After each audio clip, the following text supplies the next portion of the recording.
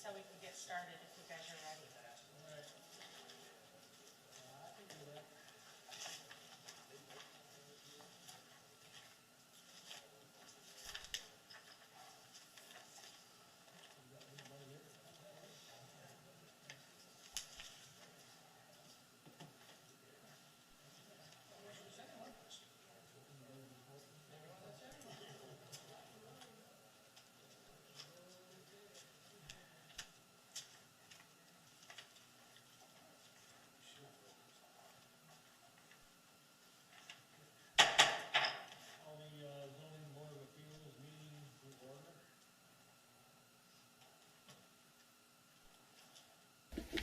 There we go.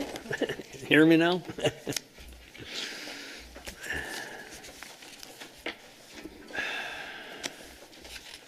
All right, the minutes of April the 28th.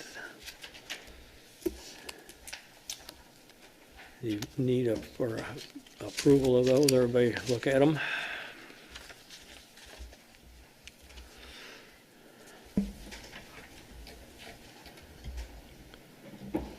I'll make a motion. Hey, I'll second. you making a motion to approve the minutes as printed? Okay. Supported by Lana? You've supported, okay. All in favor of the motion, signify by saying aye. Aye. Opposed, same sign. The minutes are approved.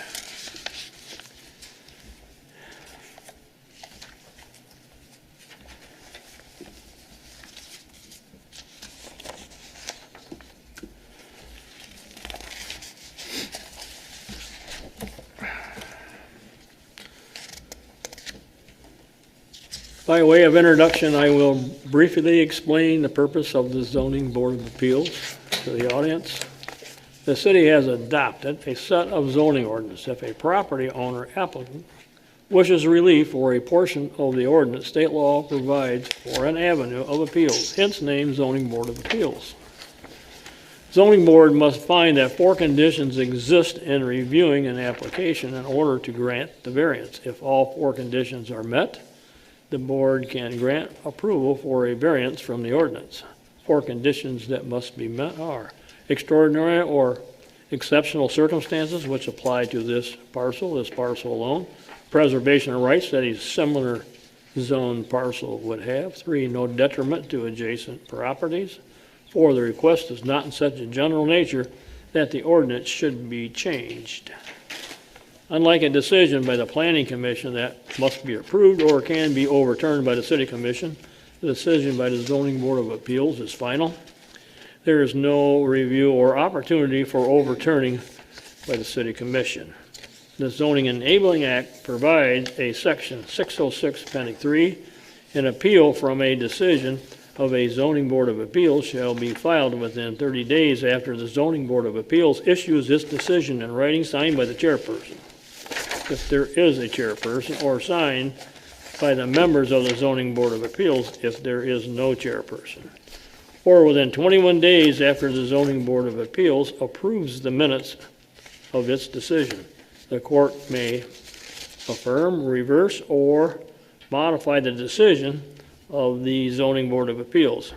The court may make other orders as justice requires. So, we don't have, this next one, we don't have to go the 4 deals. We just got to make a termination. Is that what we're doing? Yes. Okay. All right.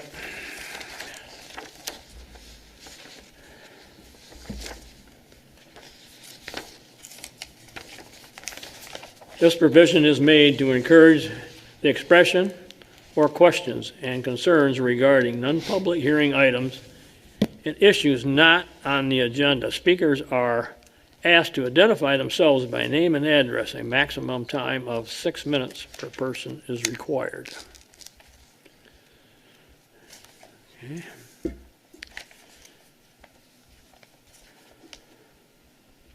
Okay, next thing on the agenda is a public hearing for 3165 Alpine Avenue Northern. Mr. Chair, Yeah, go ahead. do we want to ask if there is any general public comment? I thought I just did that when I read that provision. No? No? We'll Okay, just see if anybody's here. okay. Anyone care to have a comment on anything on the agenda? Okay. Huh? Okay. Or issues not on the agenda?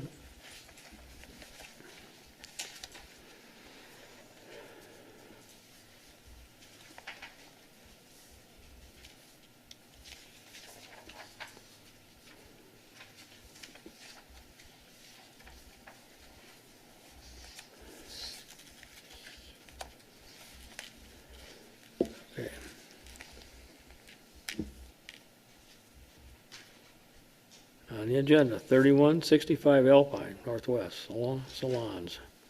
Zoning text interpretation, or 17, regulated use, microblading. Doug Mileski, is that correct? PLC on behalf of James Feldkamp, Salons franchise owner.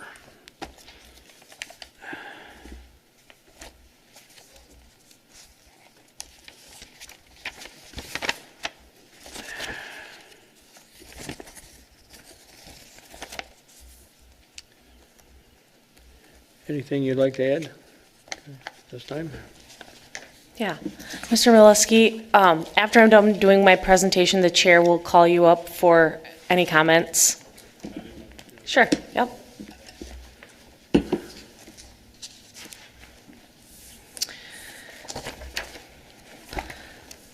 So as Chair Mars indicated, we are here tonight for 3165 Alpine, the Sola Salon, who is requesting a zoning text interpretation for the term microblading, the term and the land use.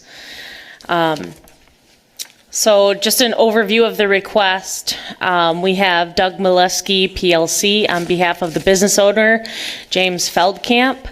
The property address is 3165 Alpine Avenue, Suite H, in Grand Rapids, Michigan. The zoning district is commercial PUD, and it's within the Alpine Summit Shopping Center. And again, we're here for a zoning text interpretation of Article 13, regulated uses. So just a little background about Sola Salons.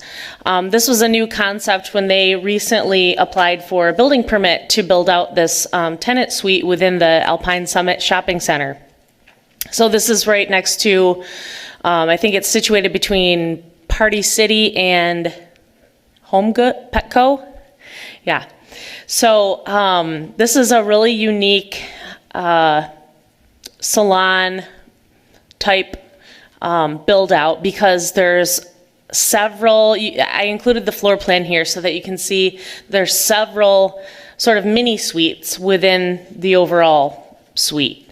And within each suite, they offer different salon or personal service establishment services like hair, skin, nails services. And as part of when they were kind of finishing up their build out, they indicated that one of the uses they'd like to include, because they'd been getting some inquiries for potential employees at the salon who are also self-employed. So they work under Sola Salons, but they also are self-employed and they get their own little suite. So they would like to be able to offer this microblading service. So this service, if you are not familiar with it, and I'm sure that the applicant is going to expand on this a lot more than I can, it's essentially, it can be generally described as a cosmetic procedure that employs the use of blades that create hair-like strokes using ink to create the look of fuller eyebrows. And they also use microblading for a number of other reasons. For example, clients that might have alopecia and don't have eyebrows, it's a service that can have them or provide them with the look of full eyebrows with this service. And I think they also do some hairline touch-ups, and they'll probably go into a lot of other reasons why their clients are interested in having microblading services. And so the reason that we're here tonight is because we have a definition within our regulated uses section of the zoning ordinance, and we don't have, the City of Walker zoning ordinance does not include a specific or an official definition for microblading. It's somewhat of a newish type service. Probably within the last 5 years, I'd say it's been getting a little bit more popular. And when first approached with this question, my first thought was a couple months back, when we had the tattoo establishment that applied for dimensional variance from the regulated use section so that they could be within or closer than 100 feet from a residential zoning district. And so in an effort to create a little bit of equity with land uses, I had suggested that we have the Zoning Board of Appeals make an official interpretation. You already know, I'm sure, based on the content of my staff report from when the tattoo establishment was here, that we have a microblading establishment here in Walker. And so my predecessor made that interpretation. I wasn't able to find any documentation as to how the interpretation was made. But again, in an effort to keep it equitable among land use and applicants, I thought it would be the most ethical way to make the decision by having the applicant come to the Zoning Board of Appeals. So the background here is, if you look at the intent and purpose of the regulated uses section, what it's intended to do is what it says in the purpose and intent, the first section there in that section, having specific uses that might have a deleterious effect on the adjacent areas. Special regulation of these uses is necessary to ensure these adverse effects will not contribute to the blighting or downgrading of the surrounding neighborhood. So if you take a step back and you go, okay, we're talking about making eyebrows look nicer, and how in the world does that fall within regulated uses? It doesn't. That is easily the first thought of our applicant here. And so, just to give a little bit of context of this ordinance, this particular section, 94-376, was originally adopted in 1983. And the language in that first section there has not changed. The second time it was amended was in 2003, and it had not changed then. So you already know my opinion on the language that we have in the ordinance being antiquated and grouping in body art establishments with massage establishments and adult-oriented businesses. So nowadays, a lot of people have tattoos. A lot of people are wanting to get microblading. Most ordinances are not up to date enough to include microblading, but if you have to get literal with it and you read the definition of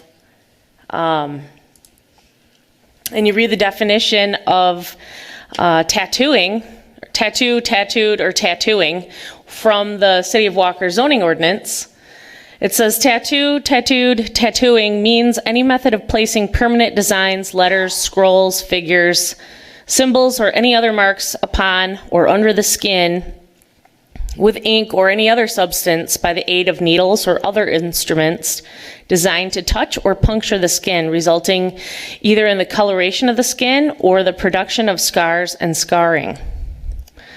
So a reasonable person could look at what the applicant has described in the application in their narrative as what microblading is, and they indicate it's a semi-permanent procedure done to eyebrows, hairlines, and other areas benefiting from cosmetic enhancement. The procedure is done with a microblade to create hair-like strokes. Unlike a tattoo, the microblade does not puncture the skin. The needles scratch the skin, then do not penetrate past the first layer of skin. The procedure has a 1 to 3 year lifespan. Microblading pigment is specifically designed to fade into a lighter version of the color used so that the patient retains a natural appearance.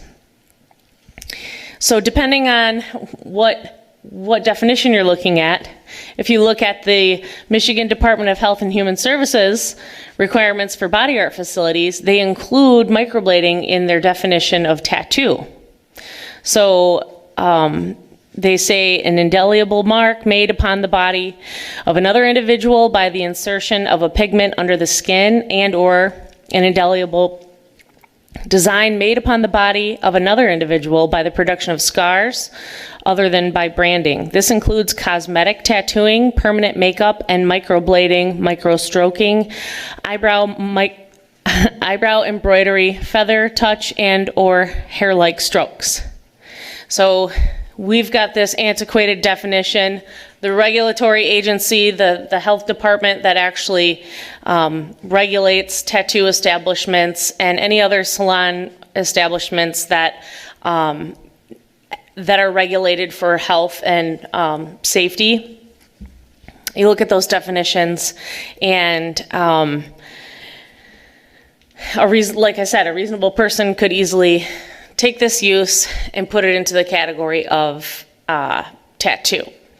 I think that, again, the applicant and myself are both in agreement that it shouldn't be in that category of tattoo, but that's why we're here tonight, so that you can make that decision. Oops, I'm going to go back.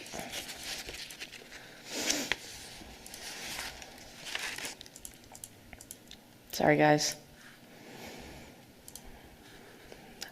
So another thing I wanted to point out is that when a use is, if this use were to be grouped in with the tattooing definition that is currently situated within our regulated uses section of the zoning ordinance, they would have to, the regulations that would apply to this use would be the location. They would have a specified distance from other regulated uses, and they also have to be a certain distance from schools, residential uses, and churches.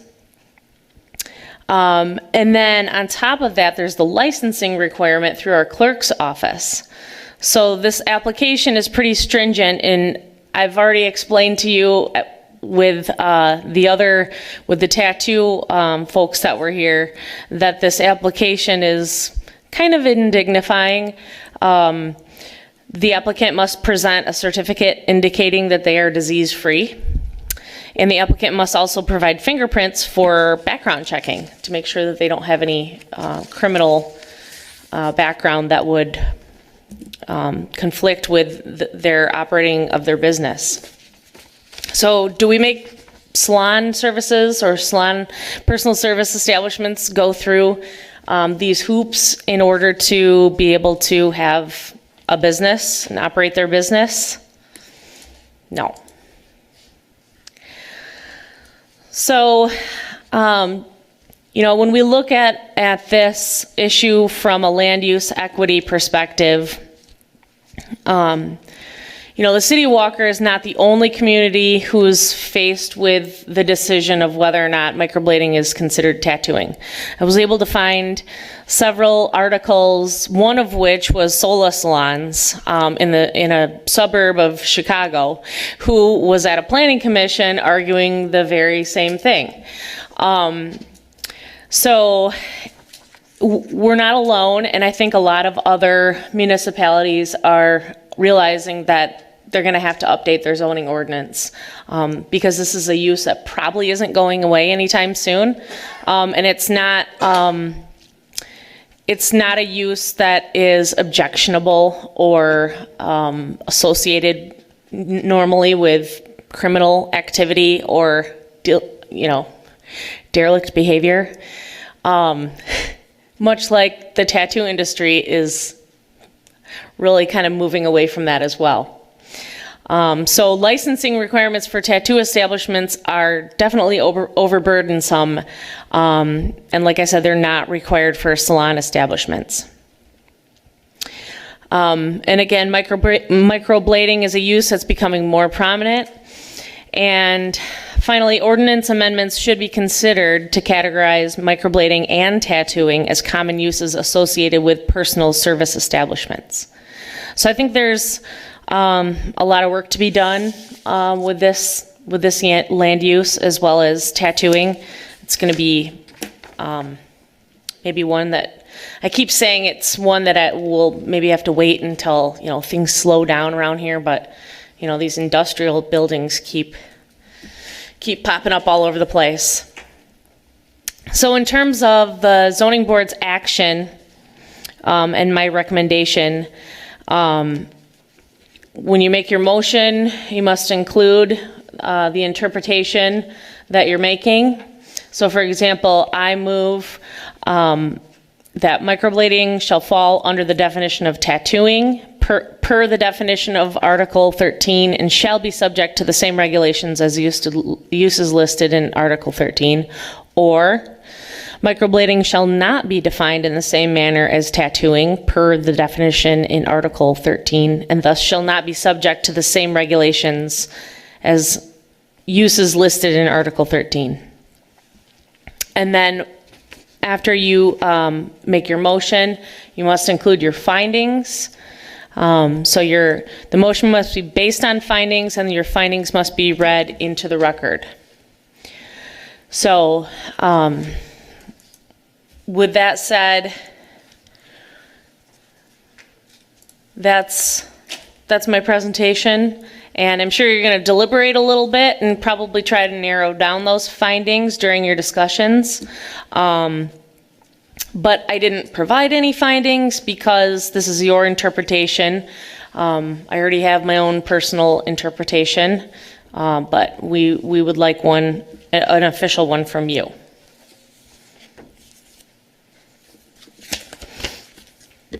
Okay, thank you.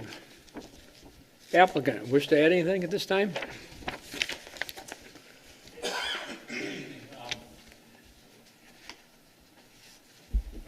Good evening. Boy, it's hard to follow up on Ms. Anderson's comments because I think she covered most everything. I think it's important to point out to the Zoning Board of Appeals that one distinguishing factor between the MDHHS definition of tattooing and microblading is the use of the word indelible, because these marks do fade over time and they're not permanent, they're semi-permanent, as opposed to an indelible mark, which is a permanent feature of a tattoo. She went into great detail, and I think it was very well said about how this is a typical salon activity as opposed to the more traditional activities associated with tattoo parlors. In addition to that, there is already one Sola salon in the Grand Rapids metropolitan area. That's in Cascade, and we think that adding one in Walker benefits the entirety of the metropolitan area and brings something vibrant and unique to Walker to complement something that already exists on the southeast side of the city. The other location is on 28th Street past the Cascade Mire. In addition to all of that, the applicant has approached the zoning board out of an abundance of caution, because there are individuals that will be basing their business and livelihood on this location and wanting to establish an opportunity to work here in the city of Walker. So there are multiple business licenses that will be coming forward for the city, and all of the activities that are going to be performed within the Sola Salon itself are traditional salon activities. Nothing is in any way, nature or form, an activity that one would find deleterious to the city or to the area around the city. I'm definitely open for additional questions if anybody has any, or the applicant himself, Mr. Feldkamp, can approach as well if you have any during your deliberations. I don't want to waste your time by reiterating what Ms. Anderson already said, so at this point, I have a question. Certainly. What exactly is the difference between the state license for tattooing and microblading? The difference is the activity itself. One is actually puncturing the skin with a needle, and the other is scratching the skin to make a temporary mark. I don't know if you all have the color copies of the brief and documents I supported, but much more of this is cosmetic for not only for beauty enhancement, which is a salon thing, but also for procedures that will help restorative techniques. If somebody was burned or somebody has permanent scarring, this can assist people in their recovery emotionally from those activities. So the actual act of what you're doing, you're not tattooing an individual, you're not puncturing the skin with a needle, you're scratching along the skin. But the licenses the state issues to the professional, is that the same license for tattooing and microblading? It's both are body art. They're both body art. Right. So if microblading were to be, under our opinion, allowed in this salon establishment, you could also have a tattoo artist come into this establishment and open a business. Unless there's an interpretation made by the ZBA today that distinguishes the activity of scraping of the skin from the activity of puncturing the skin, in which case you couldn't have both, and nor are we asking for both. We're not asking to be a tattoo parlor. We're asking for the ability to make a. Our interpretation. How would you word that? You're working with two individuals, they both have the same license, one does tattooing, one does microblading. And according to their own definition, microblading involves needles. So you are tasked with making an interpretation of our ordinance to decide whether or not microblading falls under the definition of tattooing, given all of the facts that have been presented tonight. And our ordinances fall under the jurisdiction of the state of Michigan. That's my dilemma. But we're not making an interpretation of the state's definition. We're only making an interpretation of our definition and whether or not the microblading use, in terms of the purpose and intent of the regulated uses section of the zoning ordinance, whether or not microblading falls within that definition when you consider the purpose and intent of. What zoning district is the existing microblading? It's in the C3 or C4. I remember looking at it and found that it is within the same zoning district that allows tattoo establishments. Now, we're being asked to allow it in a district that does not allow tattooing. This district is a commercial planned unit development. So this planned unit development is a multi-tenant building. It allows for a myriad of retail and service establishment. I mean, there was a bookstore there at one time. So that's kind of what it is. It's mostly retail. But I see where you're going. I do. But I don't want to put any bias on your interpretation. That's why. Well, you're not. I'm going to make up my own mind.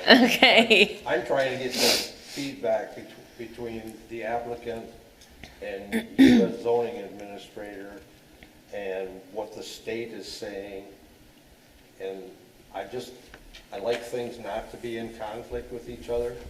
If we have one establishment in a in a commercial development, another one in a commercial zoning area, but yet the two don't allow the same types of businesses. One allows tattooing. Are we going to open the door to, with an interpretation that would allow for tattoo parlor to go into this CPU? I don't think so. My thought is that if you make the interpretation to not group microblading in with the tattooing definition, this only applies to future microblading operations.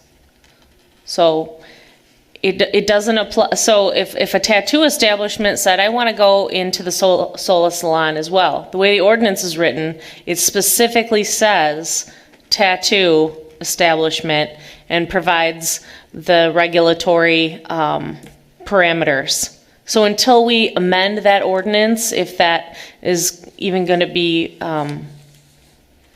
acceptable or accepted by the Planning Commission and the City Commission, only then would we see tattoo establishments as personal service establishments in line with other salon type uses. So the applicant who was in here before for the tattoo parlor for the distance, those people are allowed to do microblading. They have the same license. They're, according to the state of Michigan, whatever their state license allows them to do, they actually never came in and applied for their body art establishment license with the city. I don't know where they went, but. After we gave them Yeah. the okay, then they didn't go in there? Nope. But, again, if you look at the contents of that application, that's enough regulatory hoops to jump through to make somebody want to go away. And in some instances that, when you overregulate and you don't allow certain land uses, there's a lot of case law out there in terms of regulatory takings. So we don't want to go down that rabbit hole. When I'm sitting here as a zoning board member trying to make an interpretation, and I'm looking at two apples, one's a red delicious, one's a yellow delicious, and it's hard other than the color to discern between the two. That's my opinion. If I may, Mr. Crabtree, one opportunity to distinguish the MDHS from the City of Walker is the use of the term indelible mark.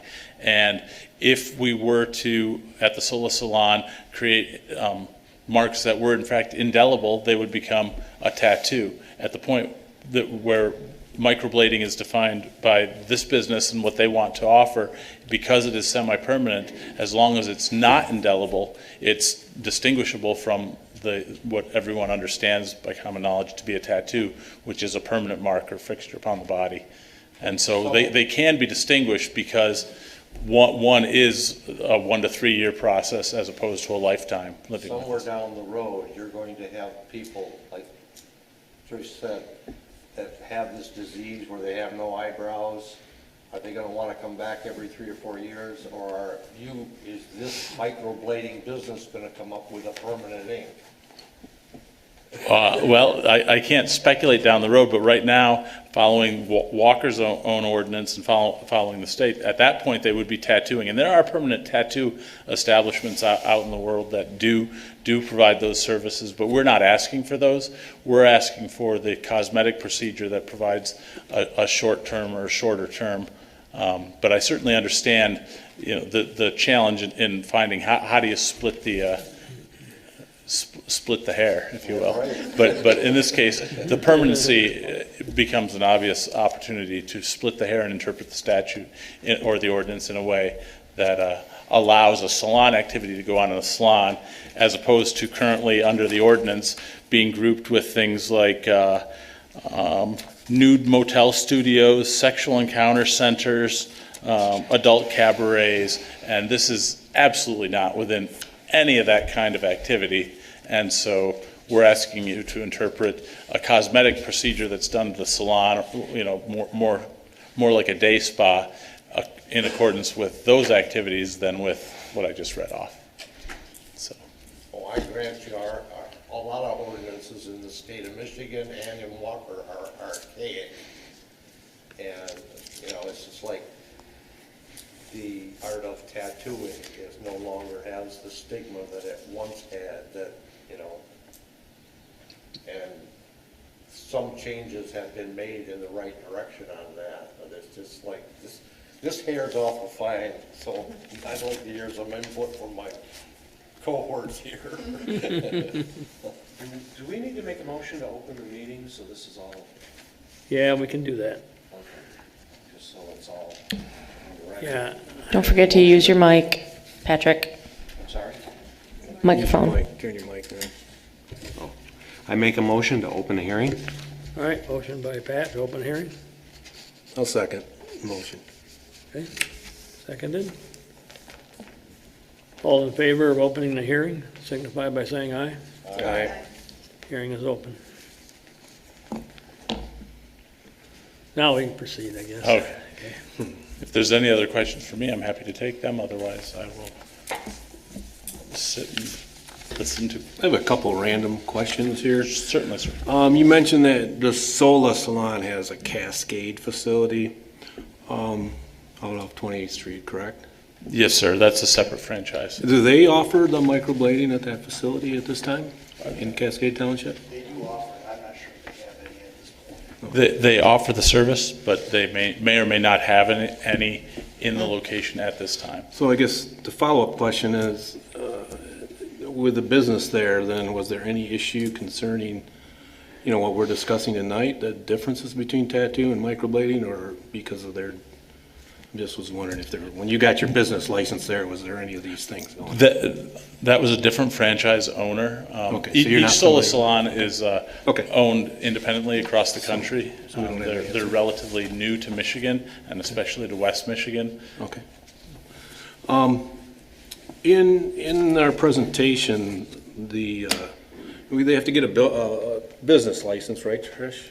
Yes. And then you also in there was, we needed a certificate for the disease-free applicant. Who monitors that, Trish? Is that something through the city of Walker or through the county, or? So only the regulated uses, as defined in our zoning ordinance, go through the licensing procedures through the clerk's office, the regulated use licensing procedure. And that application requires a certificate from a doctor saying that you don't have any diseases. But if it doesn't fall under the regulated uses, it's just a regular business license. Okay. So we just collect the doctor's report that this No. person? They don't have to go through that. No, but, well, I guess I don't understand that. 'cause So it there's says right two, here- there's two types of businesses. I understand that, yeah. There's the uses that fall under regulated uses, and they have to go through the clerk's department for the regulated use license. I think it's called tattoo parlor license or something like that. That's the one where they have to list all of their STDs and let the clerk's department know if they've ever been arrested, and, you know, give fingerprints so that they can do a full background check. And I don't even know if that stuff actually happens. There's also a section in there that says that the police department and the fire department do an inspection of the business. There would be no reason to do that unless there was some alleged criminal activity. We don't regulate this kind of stuff. The state does. But for all other businesses not grouped in with the regulated uses, they just do a one-page business license application. I think it's $50. and it gets routed around to all the departments within the city, and we just, kind of check the box, like there's no special assessments owed, the use is consistent with zoning, there's no fire issues here, that kind of stuff. So if we were to allow this or interpret this the way that they could do it, would they have to have that certificate of the different disease-free? No. Okay, because then it would be allowed under it. One thing I got. It would be just like any other salon. I'm just trying to see if there's another backup check. or One what thing I checks- gotta get cleared up here a minute, for me, okay? Okay. Where we're going. We're saying that tattooing is piercing of the skin. Is that correct? Or we gotta be. Let me go thinking back about to the it. And then definitions we're gonna here. go back, right, and now we're gonna go back to microblading is a scuff or a scratch on the exterior of the skin. It's not piercing it. Is that what we're trying to determine here, what the difference is? Yes. Guess that's what I'm Yeah. wrestling with, okay? All right.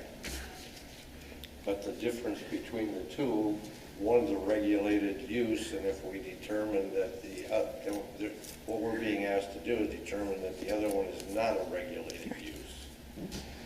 Taking into consideration the intent and purpose of the regulated uses section of the ordinance, the purpose to ensure that, the neighborhood doesn't get downgraded, there's not objectionable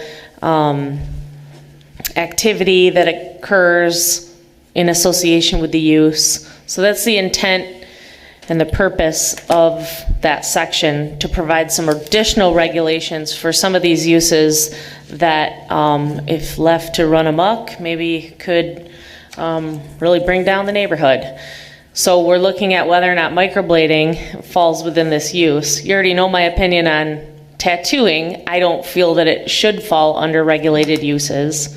But without a zoning ordinance amendment, we're stuck with the existing ordinance, and that's what we're left to have to interpret. So if our ordinance committee decided they wanted to take tattooing out of regulated uses, that would make this go away. That would definitely make this go away. But I think, there could be a whole section in our zoning ordinance that relates to, or each zoning district can have, and this could be, and I'm kind of thinking out loud here, but this could be maybe a special exception use, where the planning commission takes a look at the use without, because if it's a special exception use and it's new to an existing building or to a new building, the planning commission has to review it and make sure that it meets these 6 standards that basically ensures that if they grant the special exception use, it's not putting any negative impacts on the neighboring properties or preventing the neighboring properties from being developed or basically having any adverse impacts. Tricia, what license does the Dream Brow have? They have a regular business license, And that's microblading. yes. I know, I'm familiar, I have relations that have alopecia, and they do go back every 3 years, because as you get older, you change, your eyebrows change, your face changes, and for women and for some men, it's, it's your appearance. Okay, so I'm curious whether you're licensed, okay. On this 94-377, it says here, says, or any other marks upon or under the skin with ink or any other substance. It says under the skin, right? Or upon, so it seems to me it'd be easy to change if you take the up on, all right? If you don't pierce it, change it. If you're worried about the piercing. I don't know, I'm just throwing that out. That would be pretty simple there. Is this an issue with like surrounding areas around us that they're going through the same thing? In terms of surrounding areas, I haven't reached out to any other communities. I did reach out to Cascade because I knew that they had a Sola salon in their jurisdiction. But that was more related to the very beginning of this project when we had some issues with the plumbing permit. But at that time, microblading wasn't being proposed. So, in terms of this use popping up in other communities, I'd be willing to bet that, if I reached out to the folks at Plainfield Township and asked, like, hey, have you guys had any, salons that want to offer microblading? I'm sure the answer would be yes.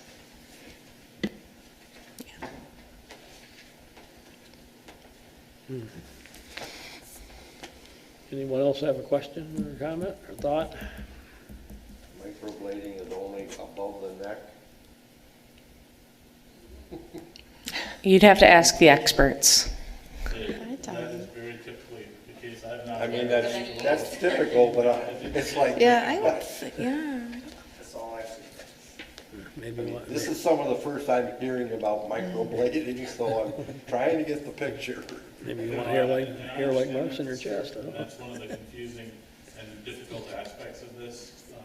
The places that do offer around town, the cities and rapids in the metro area, I've listed a few examples in my document, but it's typically a higher end activity. Yeah, I think the Amway offers it.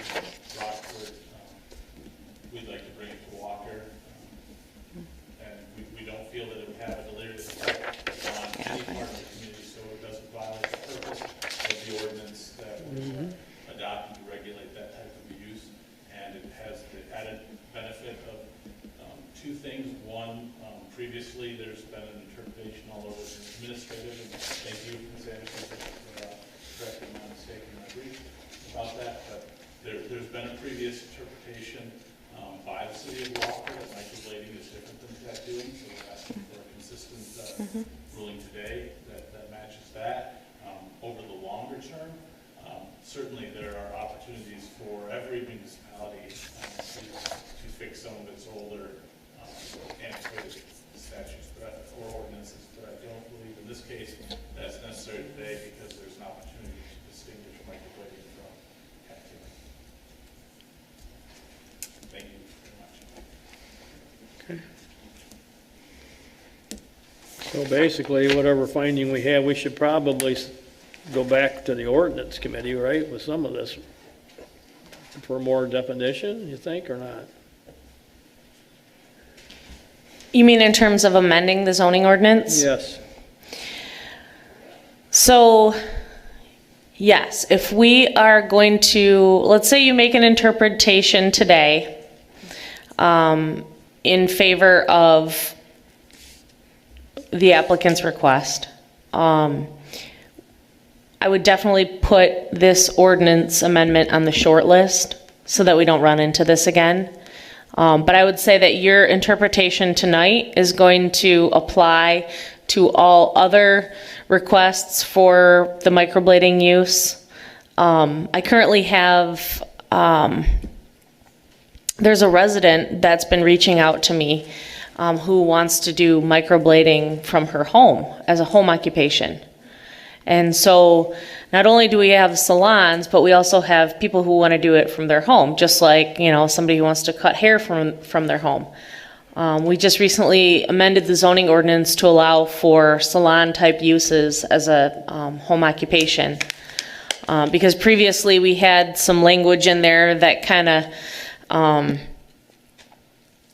implied that no transactions for goods or services could take place as part of the home occupation, but we got rid of that because obviously people have been having salons in their basement for decades, or maybe longer, I'm sure. Yeah. Yep.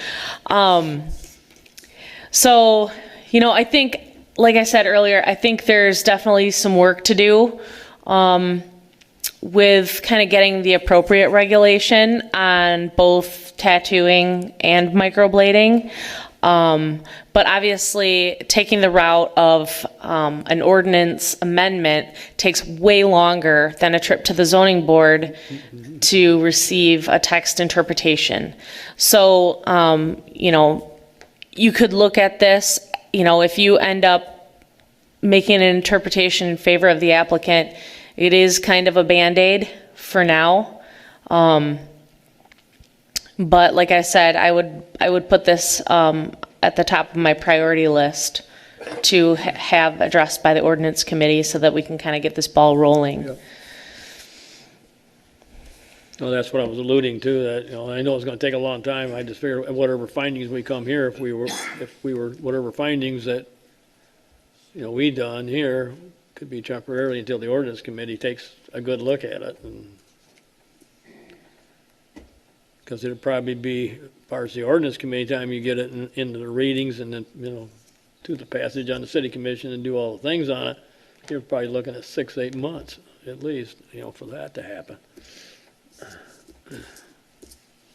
Yeah, and if the zoning board can make an interpretation tonight without having to table the item, they can have their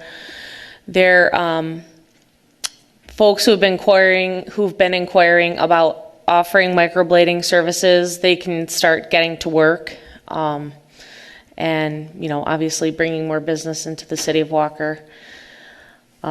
So, I feel like I did offer that option to ask for a text amendment when this all was coming up. But, like I said before, this is kind of the faster route in terms of looking at the use, what's the intent and purpose of that regulated use chapter, and does this use fall within the purpose of that chapter? Okay.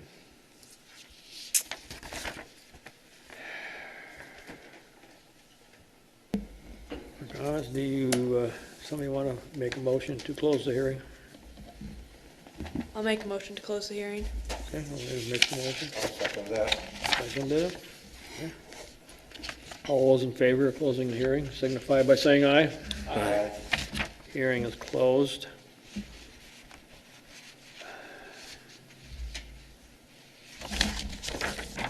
Okay, as far as any more deliberation on it, anybody have any thoughts?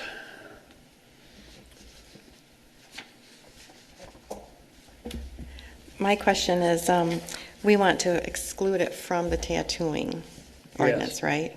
That's what I was thinking too, yeah. And Well, remember, we're not making ordinance changes tonight. Right. Our findings, just the though. findings, yeah. Our findings, though, will definitely be taken into consideration when I do bring this issue to the ordinance committee. But tonight, we're just, I'll go back to this action page here. We're just looking at making one of the two interpretations. Either it does or it does not fall within the definition provided in the regulated uses section. Okay. And the reasons why we don't think that it does, correct? Correct. Okay. Yep, those would be our findings. Right. so the fact that it isn't permanent and a needle doesn't go under the skin makes it different, right? That would be the findings of fact? Couple. And any other findings you can also add. If you wanted to, take time to put together your motion before you make a motion, you can do that.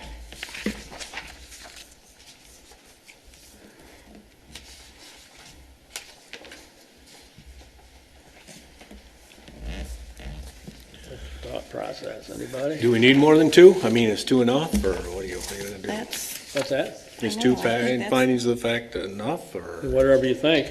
I don't I think, mean, there's no number on it, whatever you think the findings are, okay? That's Well, I mean, my opinion. we don't wanna put the antiquated original thing in there I mean, as a if you're sending finding, it, or- in that later, we're gonna send it to the ordinance committee after we make a defining motion one way or the other. You And could, they're gonna look at it, okay? Right, you could add, depending on which one you're leaning toward, you could add that, one of the findings is that it does or it does not, align with the intent and purpose of the regulated use section. I guess I'm looking down the road at where are we gonna leave the ordinance committee in their decision-making? Regulated uses are only allowed in certain zoning districts. Yep. If all of a sudden we take microblading or even tattooing out of that restricted classification, does that open it for every other zoning district? It's like Trish was saying, you got people that want to do microblading in their home. Do we want people doing tattooing in their home? It becomes less regulated then. I mean, the state highly regulates these because of health and safety. But if we allow microblading here, she could not work at home, she could go up here and get a suite in the salon doing microblading. I asked that particular individual. Or we could require her to do that if we didn't want her to do it in the home. Well, we can't really require someone to open up a business, but I asked her if the state regulates this kind of use if you were to do it from your home, and she said yes. She could be blowing smoke, but I don't know. It seemed legit. But that's not something that we follow up on because it's not our.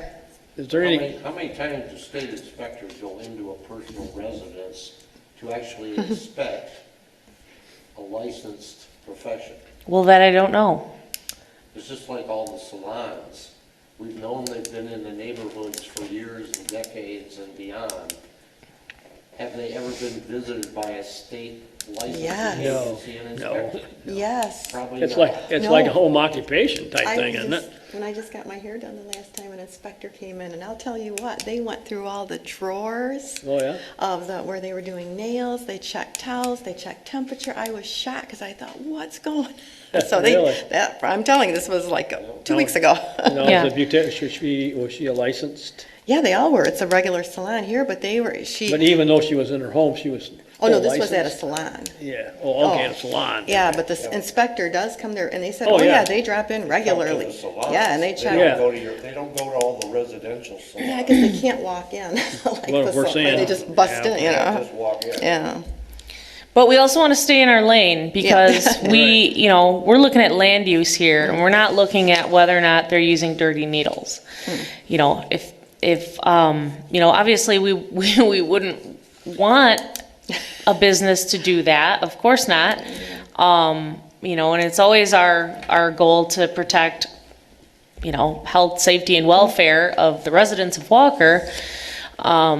But we're looking at land uses, and we're looking at whether or not the land use aligns with the intent and purpose of the regulated uses section, which was created to regulate uses that could have adverse effects on a neighborhood. Like an adult bookstore. And you're like, your 8-year-old is walking by the window and says, Mom, what's going on with that? What kind of books are these? It's, are we looking at a land use that's grouped in with those other adult uses, massage parlors? I don't know. One of the ones he mentioned was like a nude motel. I didn't even know that was a thing. You want some addresses? Why do you have some, Roger? Trish, I had a question for another finding. Being that this is a CPUD, would that give us a little more flexibility in deciding one way or another here versus the strict C3, C4? And maybe in the future down the road, as this was reviewed, we would still have some maybe another little lane to stay in or argument to I think approve it tonight? I think I see where you're going with this.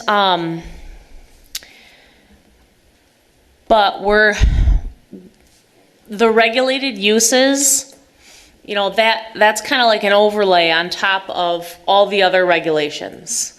If the land use is X, Y, or Z, then these parameters apply, regardless of what zoning district it's in. But some of the parameters do indicate that they're only allowed in C3 and C4, which is like the highway commercial zoning districts. We don't have anything established yet for, No, I don't think we do. other than, We've had some that have tried to establish themselves but got shut down. But we're asking not to define it as same manner as tattooing. Tattooing, we have a regulation as far as zoning, but till we send it to the ordinance committee, I don't know what zoning you'd want to put it in. Or if you want to put it in the zoning and saying it's, well, again, if you look at commercial, what zoning districts, and this is something that we would take the findings from tonight's meeting right. and the decision from tonight's meeting and bring it up in support of changes to the ordinance. Right. You're looking at salon uses. Where are salon uses typically permitted? C1, C2, Yeah. office. Or office research and parking. Yep. So, we would definitely have to add more definitions to our ordinance, and we would have to add more language that speaks specifically to this use so that there's not a question in the future. When we have a planned unit development, whether it's industrial planned unit, commercial planned unit, who decides the uses that go into that? Is it based on the zoning district, or is it based on the planned unit development? So, a planned unit development usually has an underlying zoning district. So, whatever land use is designated in the master plan, like future land use designations,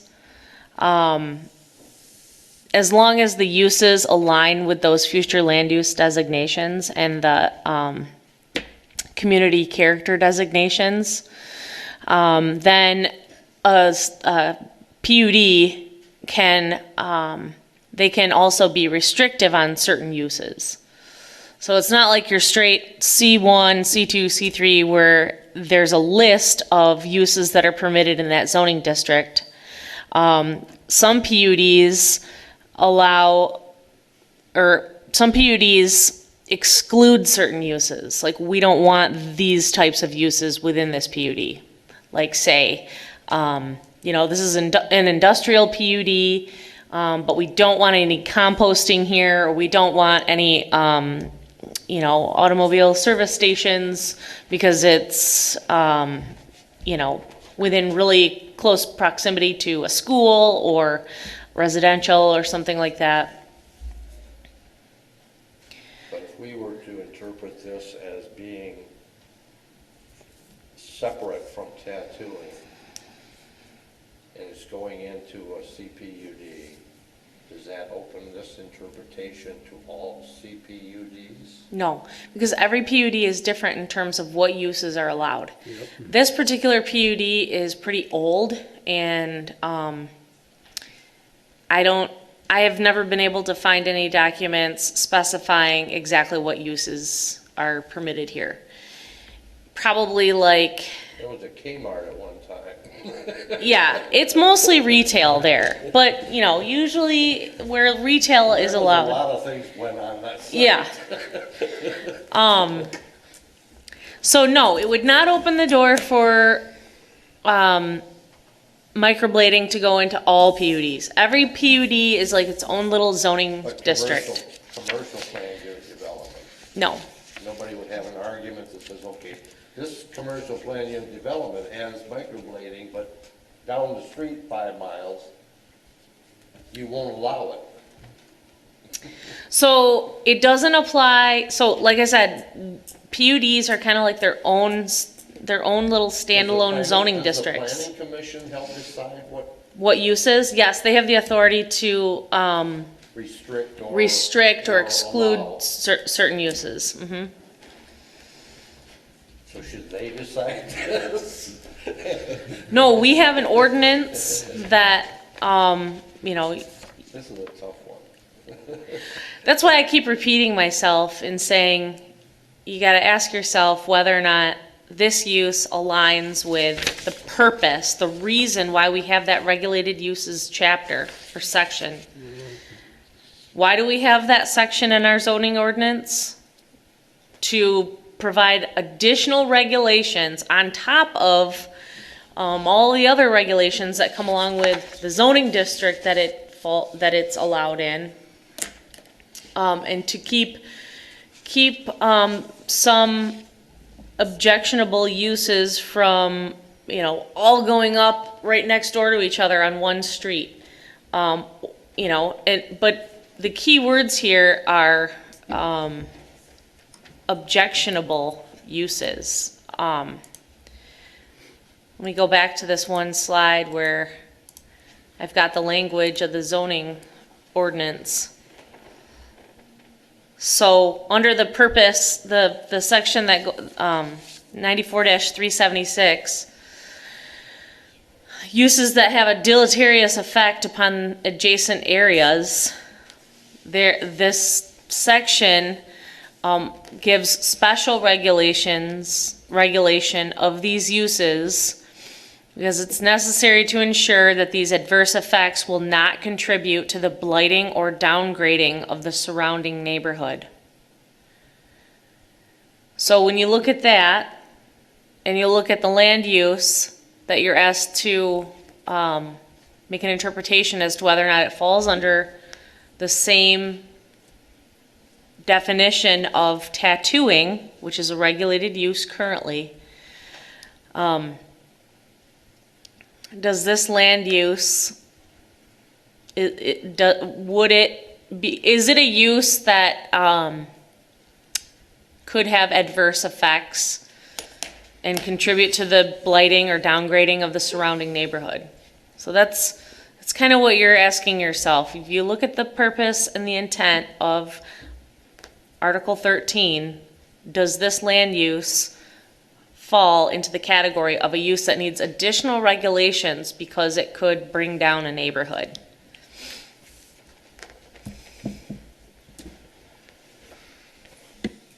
Okay, and Randy, got a thought? No, I'm good to go. I know what I'm gonna vote for. I have one last. Okay. Okay. So what Trish is saying is, instead of looking at this, is microblading the same as tattooing? I'm thinking of this as, is microblading of such a nature that it needs to be regulated and fall under our regulated uses? So it is a use that does need to be regulated for health and safety. But again, staying in our lane, we don't regulate that. Right. We only regulate the land use. According to our ordinance, do we feel microblading is an adverse effect on the surroundings that it needs to be regulated? That makes it easier for me to decide. Okay. I'm thinking out loud. Yeah. I mean, when you take all the facts and all the information that's been given by the applicant and by myself and fellow zoning board members, and you take a look at the intent, and then you look at the definition, and you ask yourself, does microblading fall within this definition? Should it be treated like tattooing is in terms of how our ordinance defines it? Go ahead, Randy. You want a motion or what? Yeah, if you're ready. I'll take a stab at it. Okay, I'm hoping I do this correctly. all right. All right, I make a motion to interpret this section 94-377 to exclude microblading. I move to make this So the text within article, what is that? 13, regulated uses, section 94,377, definitions of city walker zoning ordinance shall be read to exclude the land use of microblading. So I want them to be able to do that. Is that what I just said? In other words, you're saying. So I could reread that one on the You chart. want to exclude them from that to exclude- definition in the ordinance that we have now, is that? I what we're saying? believe that was my intent in All that. right, okay. All right. Randy, that's good. I was trying to write that down, but I missed it pretty much all. But if you look at your screen, Yeah. I've got two options here. You could just pick one of those. That's the one, microblading shall not be defined in Okay. the same manner as tattooing. Okay. That's a little simpler than the other one. Okay. And then in part of the motion, do we have to insert these findings? Do I have to include a couple of these findings that we talked about? Based on the following findings. Based on the following findings, that the microblading is a faded type of procedure versus a permanent, like tattooing is more permanent. And also that the microblading is actually just scraping of the skin versus actually puncturing the skin as in a tattoo establishment. There ends my motion. All right, I support that. Pat supports it. Any additions, deletions, anything, any kind of comments on it before I call for a vote?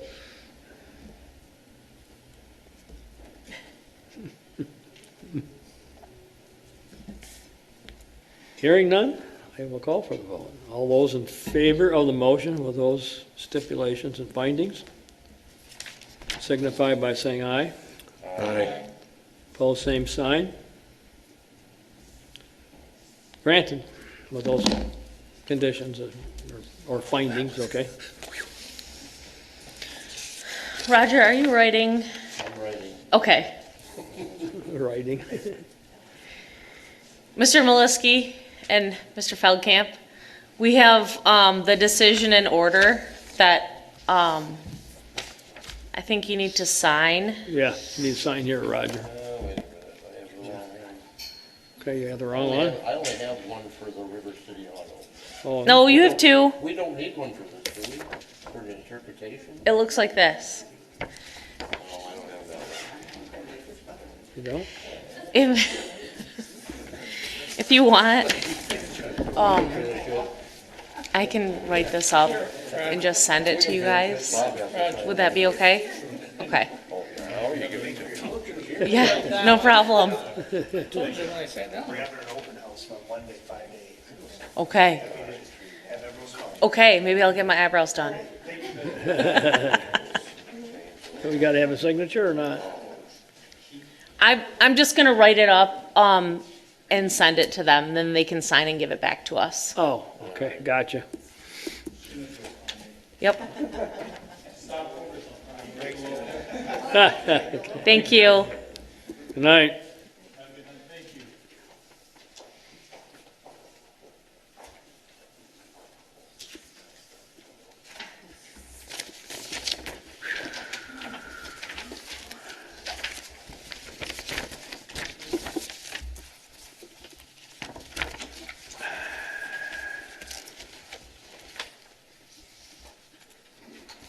Okay, we all ready to go for this, for the next one?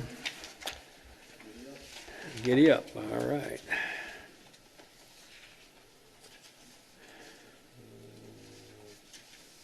4020 Remembrance Road, right? You guys are here for that, right? All right. Applicant, Casey Peters, D&K Engineering Construction, property owner, Chad Tyrell, River City Auto, correct? Okay. All right. Property address is 4020 Remembrance Road Northwest. Zoning district is C1, local commercial. Size of the property is .40 acres, 17,424 square foot. Section requesting relief from is 94-188, B, 4, and 5. Casey Peters of D&K Construction has applied for a dimensional variance seeking relief from section 94.188, B and 5, which requires a minimum of 24 foot from a rear property line that abuts residential zoning district. The variance request is sought in an effort to construct a 576-foot square addition on the northeast side of the building and a 288 square foot addition total of 864 square feet to the rear of the building to create additional space for vehicle bays and storage related to the auto repair business. The applicant asked for the reduced setbacks as shown in Figure 1 of the zoning administrator's staff report. Both additional areas are proposed as to encroach upon the 24-foot rear yard setback. There are exceptional or extraordinary circumstances which apply to this condition. Applicant, the shape of the property and its surrounding roads and easements have pushed the site to where even a small addition is no longer possible. B, preservation of rights for the enjoyment of a substantial property right. Applicant states a proposed expansion will allow for River City Auto to expand its capacity and service more vehicles. See, the authorizing such a variance will not be of substantial detriment to adjacent properties. Applicant's response: no adjacent property will be impaired. The site is on a busy road and there are no residential dwellings close to the property. If the variance is granted, no surrounding properties will suffer.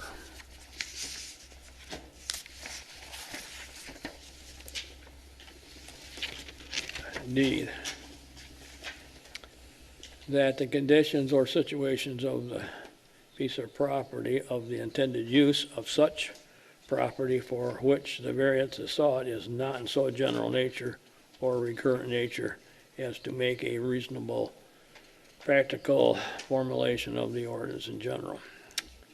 Applicant's response: the property is so oddly shaped and paired with setbacks and easements for a future road, the site becomes very limited on how it can be used.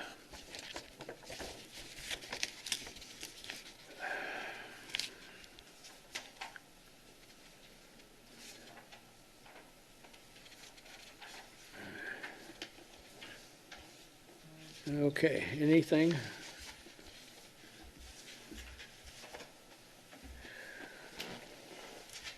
Commissioner, you got anything to add at this time? I sure do.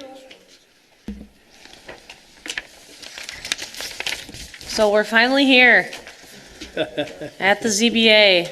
This was like one of the first cases that came across my desk when I began working here back in February of 2020. So I'm excited to maybe hopefully get this one going. So as Chair Mars indicated, we have Casey Peters here with D&K Engineered Construction requesting relief from section 94-188B5, which is a footnote from our schedule of district regulations. And it requires a minimum of 24 feet from the rear property line that abuts residential zoning in the C1 local commercial zoning district. So the purpose of this request is so that River City Auto can construct two small additions to the existing building. So they've got one addition proposed here at 576 square feet. And this corner right here will encroach into that 24-foot rear yard setback. And they're requesting it to instead be 17 feet 7 inches. And this corner right here would be 18 feet 3 inches. And then this corner on this, the expansion off the back would be at 13 feet 11 inches. So when I started digging into this property, I found a lot of really interesting information. So this property is zoned C1 commercial, and my original thought was, oh, this is a non-conforming use in the C1 zone. The C1 doesn't allow automotive repair shops, and I don't know if we'll even be able to approve the expansion depending on what the percentage is. But then I realized that in 1950, the existing 2,220 square foot building, well, that's what it is now. It was a little bit smaller when it was first built. In 1950, it was a gas station. Yep, C4. Yeah, and then back in 1985, I found out that a variance was granted to allow for the automotive repair in the C1 district. So that kind of takes away all of the non-conforming use provisions of the ordinance, which kind of made it a little bit easier for all of us. So the property is just under half an acre. It's 0.4 acres and is 17,424 square feet. So it's pretty small to have an automotive repair business located on it. One of the things contributing to the size of the parcel is Remembrance Road widening at some point in time. I don't know exactly when it was widened. I could have probably found that out, but so when that happened, it widened the right-of-way into this parcel, resulting in the loss of, I don't know how many square feet, but when I was looking through the variance record, there was a note that indicated there was 100 feet from the building to the pavement edge of Remembrance Road. And when you do that measurement now, like with an aerial photo, there's only about 70 feet there. So there's definitely some square footage that got lost. So here's an image of the shop today. This is what it looks like. You'll notice that they've got a lot of cars outside, which would probably indicate that they have a lot of business.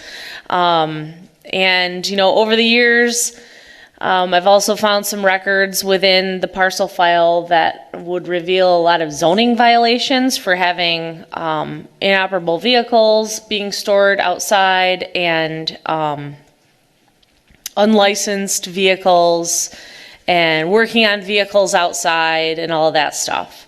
And so their hope is that when, if the ZBA is inclined to grant the variance tonight, they'll be able to expand to provide a little bit more space for their, the cars that they would like to service. So this is kind of an overview of the site plan. You'll see the shape of the lot is triangular, and it's got a lot of encroachments by right-of-way. One right-of-way of which is not really in use anymore or at this time.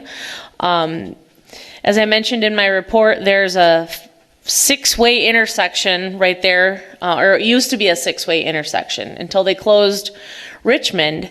Because it was a really dangerous intersection. So until there's funding and a good design that is proposed to kind of clean up this intersection, Richmond will stay closed. But you know, in talking with our city engineer, he doesn't believe that this intersection or Richmond is gonna stay closed forever. So he mentioned that there's some grant funding sometime in the near future to potentially address this intersection. And so when the applicant reached out to say, can we just get some of that right of way back from Richmond? You know, obviously the answer was no, we need to hold on to that just in case we need to use it. So from a city standpoint, it's a good idea to hold on to that right away. So in getting to the criteria for this request, as you mentioned, all 4 criteria must be met in order for the variance to be granted. So one of them is exceptional or extraordinary circumstances. So the question we're asking is, does the size of the property or the shape of the property constitute an exceptional or extraordinary circumstance? Or are there other factors that come into play when thinking about the lot itself? Are there some kind of circumstances that make it so there's no way they could meet reasonably meet the letter of the zoning ordinance? Preservation of rights. So are there other properties of similar size in the same zoning district? Now, the ordinance says in the same zoning district, but we've got to look at this in terms of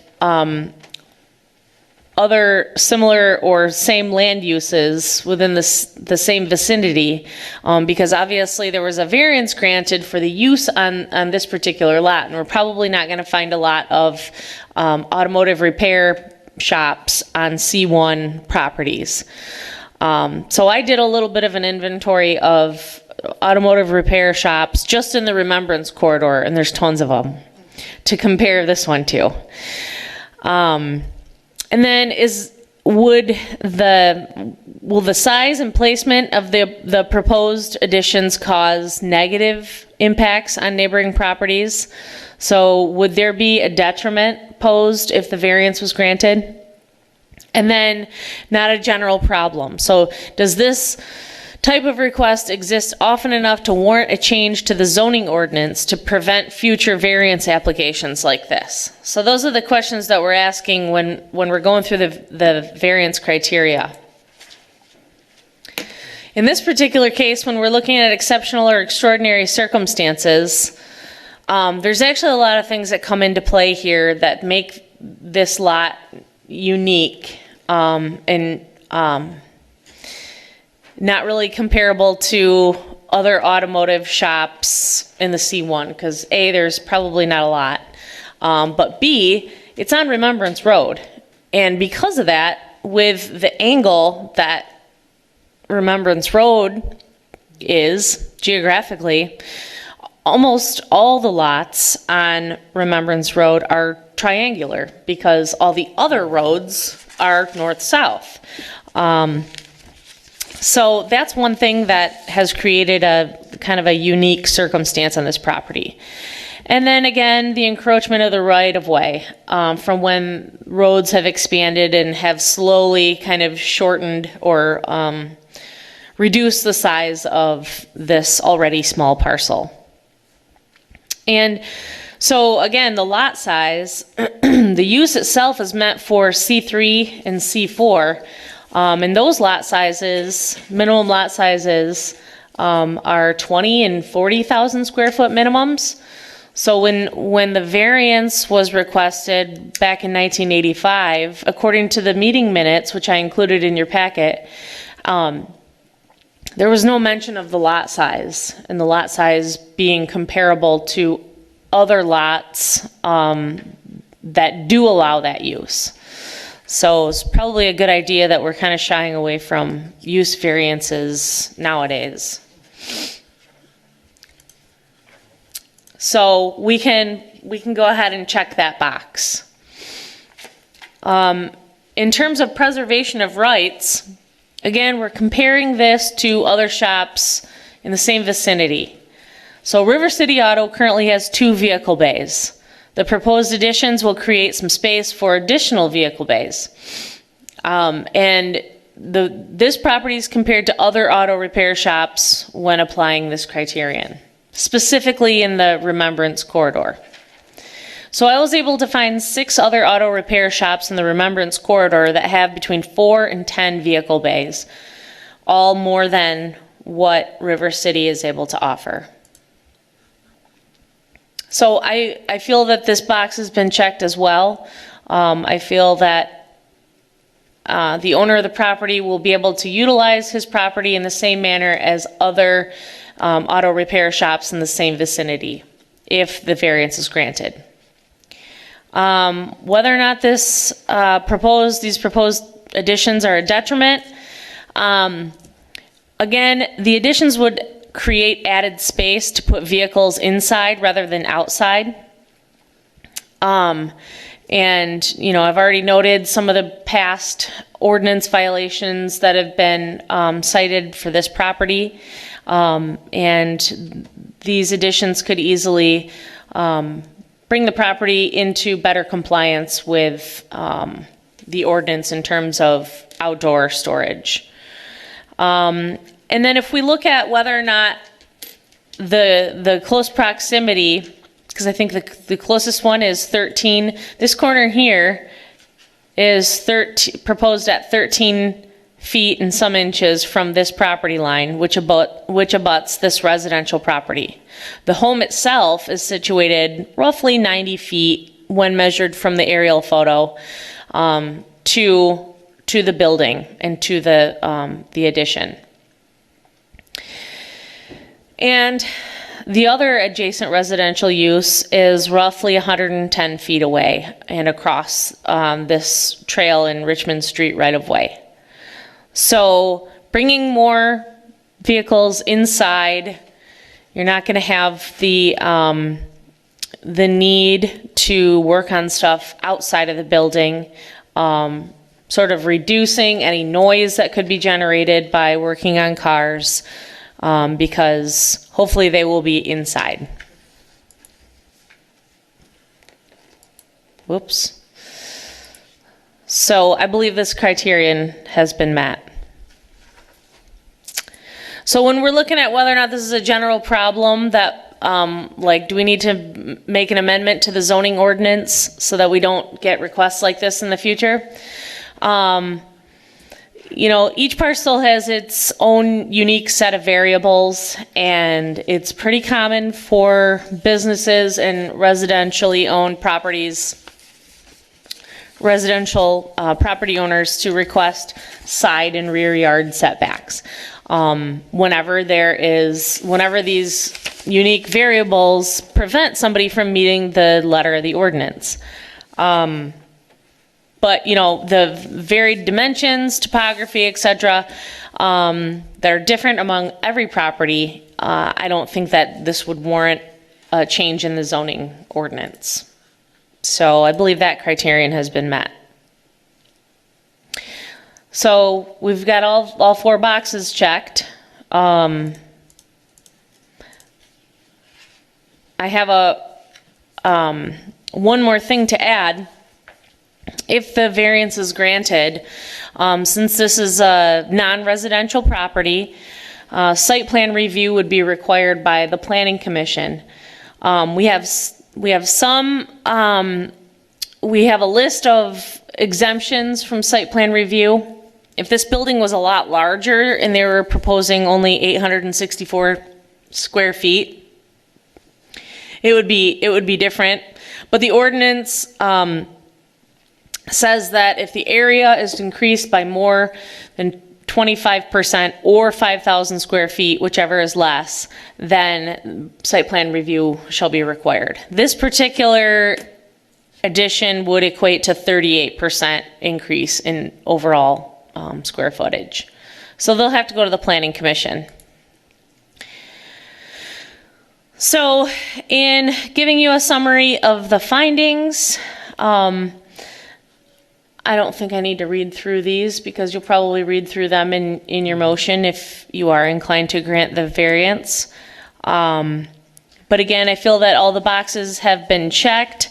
And if the ZBA is inclined to grant this variance tonight, I recommend that it be subject to these two conditions, that the applicant shall apply for and receive site plan approval by the Planning Commission prior to the issuance of any building permits for the proposed building expansions, and also that the applicant must construct the building additions in accordance with the site plan that was submitted with this application, last revision dated 4/26/2021 by W.L. Perry and Associates.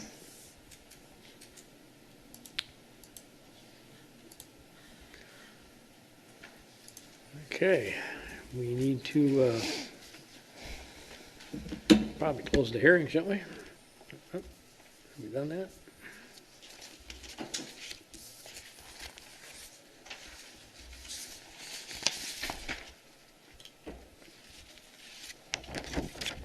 Need a motion to close the hearing?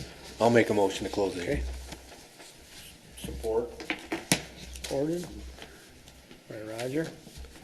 All in favor of the motion signify by saying aye. Aye. So same sign, we are closed for the hearing. Okay. Any questions from the applicant at this time? Okay, anything you'd like to add? All right, okay. Just thanks, they did a good job, appreciate it. All right. All right. I'll turn it over to the board then for whatever you're thinking.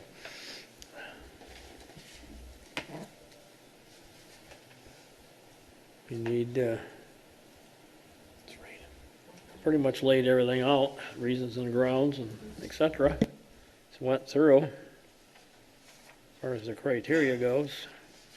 And we have a recommendation if we are so inclined to approve the request that we put those conditions on there that were stated.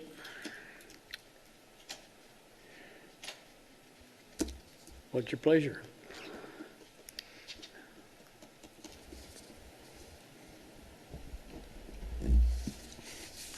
I could make a motion, Mr. Chairman. I'll let you go right ahead, All Randy. right. All right, let's see if I can make this work. Okay.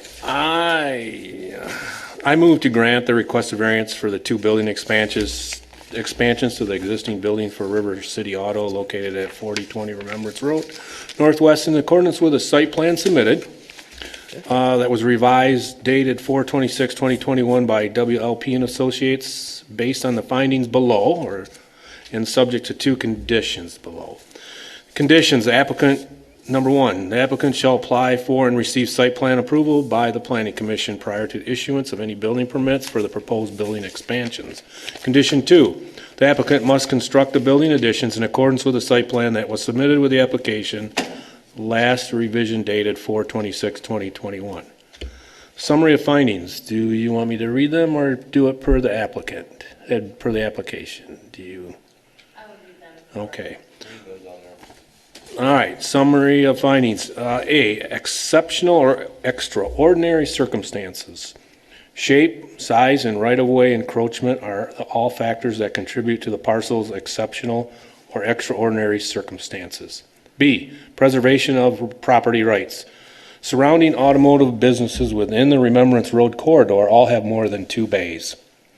Additional space for vehicle bays would allow the applicant to use his property in a manner consistent with others in the vicinity. C, no substantial detriment. The expansion will be over 75 feet from the nearest residential use and would bring the property further into compliance against historic zoning violations related to outdoor storage and work on vehicles. D, not a recurrent request. The variables that apply to this request are unique to this parcel. A change in the zoning ordinance is not warranted, nor would it prevent future requests for dimensional variances on non-residential parcels. End of motion. I'll support that. All right, we have the motion, the findings, and the support. All in favor of the motion? Aye. Opposed? It is approved. And then did we do the conditions on it? Did you, huh? Okay, all right. Yeah, the first two. Okay. All right, Get them out of the way right away. okay. I need your signature there and the applicant over there.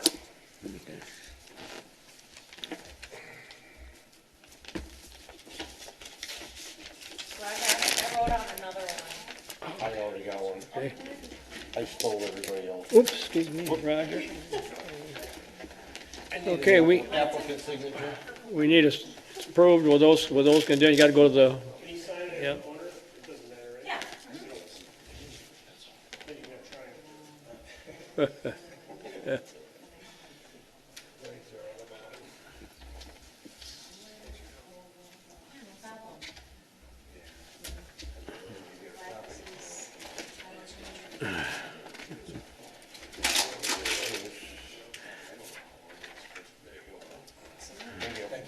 All right, see you later. Thanks. Take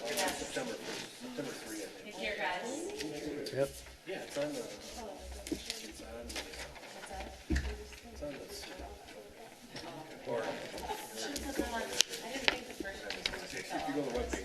I did. It usually does. It usually has, I did. You have the other one too, Roger? The other, decision in order? No. I never filled that one out. I can fill it out. I have this blank one. Yeah. How about this?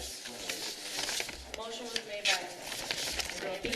Randy and Patrick. And the vote was 7-0. Yep. Okay. Yeah, Brian didn't give me that till afterwards. Afterwards. Yeah, I used to take a mold and Huh? turn it in. That's what I folded it. I don't do that anymore either. Can you sign that? I'm gonna fill this out Okay. and, I'll send it to the applicant based on Randy's, Yeah, okay, motion. right. All right. Any other thing we need to know about before we adjourn? Oh, yeah, we're still. So the only thing that I would update you guys on is that we have another meeting on the 14th of February or July. And it is for a pool to be located in the side yard, the secondary front yard of a corner lot. The pool is already up and we've asked them to drain it. So like he's in enforcement action right now, but you know, I gave him a couple different options: move the pool, take the pool down, or you can apply for a variance. And so he chose to apply for a variance. I'm gonna have probably a hard time finding support for, you know, the criteria, but there it is. The other thing that, in case you were wondering, I feel like a teacher again when my students were talking and texting while I was teaching. Randy. So, the U-Haul issue. So they are, obviously, Pagoda Self-Storage is still having their U-Haul trucks on site. We're really not doing any enforcement right now. We're actually in litigation now. So they've appealed to the circuit court and, you know, they gave us their briefing and, you know, we had to decide whether or not we were gonna settle or come up with some sort of like consent judgment.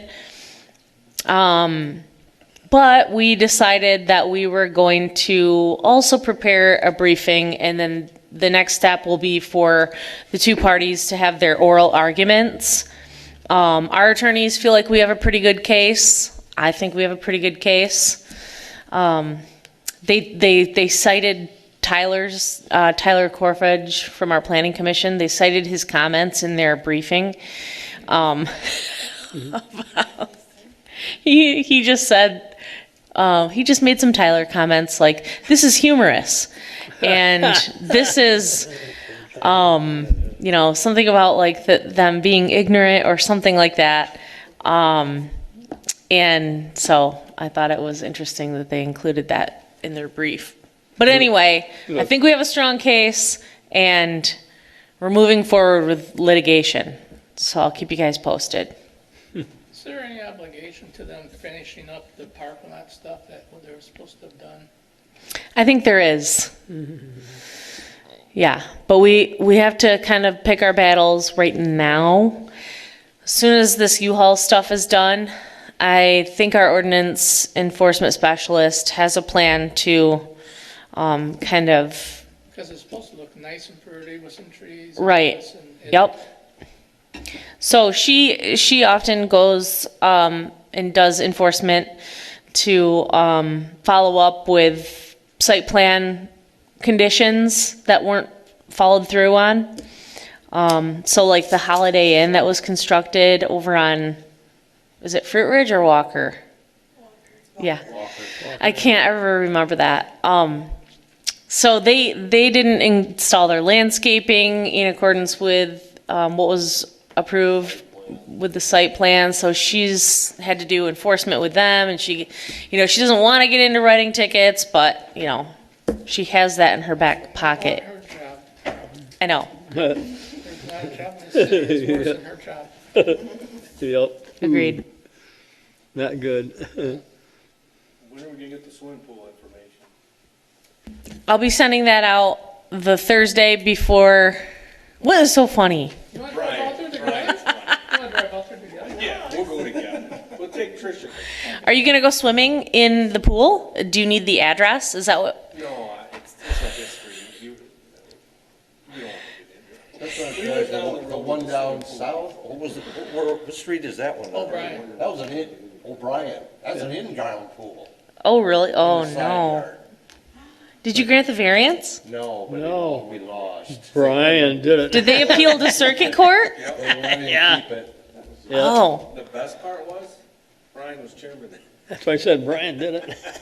Brian did it, yeah, Brian Brian. did it. We followed the rules, yeah. and then the process goes. If you go to Sunset Hills, right there, and then if you go east, it's Lineker. It's actually, where Lineker Street's at there?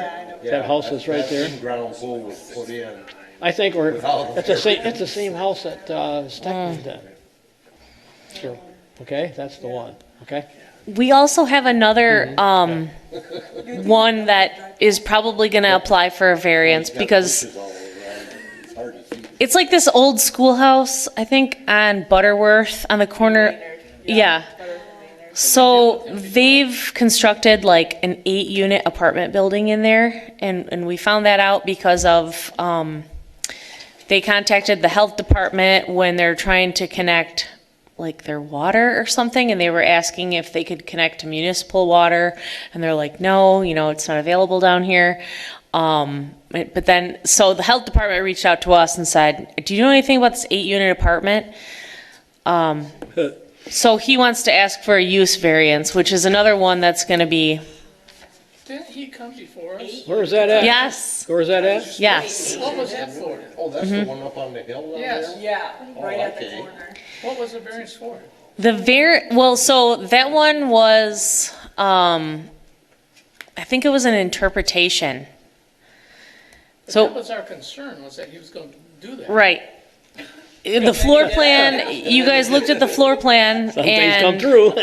had to make an interpretation of, He didn't have the right exiting and stuff. on Right. the building and yeah. stuff. Like however the floor plan was laid out, it made it easy for him to, once everybody was off his back, I think, to go in and make the changes that he wanted to do to make the multi-units. Yeah, Did he yeah, say it was the gonna old, be like a summer home or something? yeah, it's like, that was an old school, that was originally the old schoolhouse there. You that challenged him Yeah, on these yeah, yeah. rooms, you go, well, what's gonna prevent him from doing all this, and yeah. Yeah, Yeah. I gave him too many ideas. He decided, instead of making it a family home, he decided to rent it out. Yeah, 8 units.